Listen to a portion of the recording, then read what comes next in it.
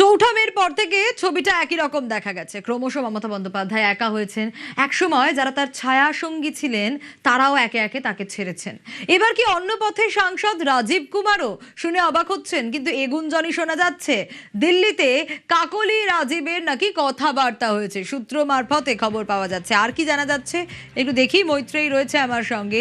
মৈত্রেয়ী, রাজীব কুমার যাকে বাঁচাতে ধর্ণা দিয়েছিলেন দিনের পর দিন তৃণমূল নেত্রী, রাজ্যসভায় রাজীব কুমারকে সাংসদ করে পাঠিয়েছেন এই মমতা বন্দ্যোপাধ্যায়, এবার তিনিও কি সাথ ছাড়ছেন মমতার? দেখো, সেই জল্পনাই কিন্তু মাথা গতকালের এই খবর প্রকাশ্যে আসার পর।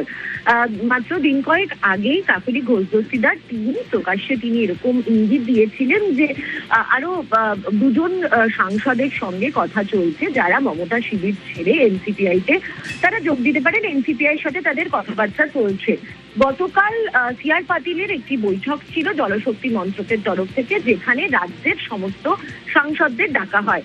সেখানে তৃণমূল অর্থাৎ মমতা তৃণমূলের তরফ থেকে তার দুই সাংসদ রাজীব কুমার এবং প্রতিমা মণ্ডল উপস্থিত ছিলেন, এবং সেখানেই রাজীব কুমারকে কাকলি ঘোষ দস্তিদারের পাশে বসতে দেখা যায় এবং দুজনকে বেশ কিছুক্ষণ কিন্তু কথা বলতে দেখা যায়। ফলে তারপরেই কিন্তু এই জল্পনা আরো বেশি মাথাচাড়া দিচ্ছে। এর আগেও কিন্তু জেপি নাড্ডা একটি বৈঠক ডেকেছিলেন, সেখানেও রাজীব কুমার উপস্থিত ছিলেন।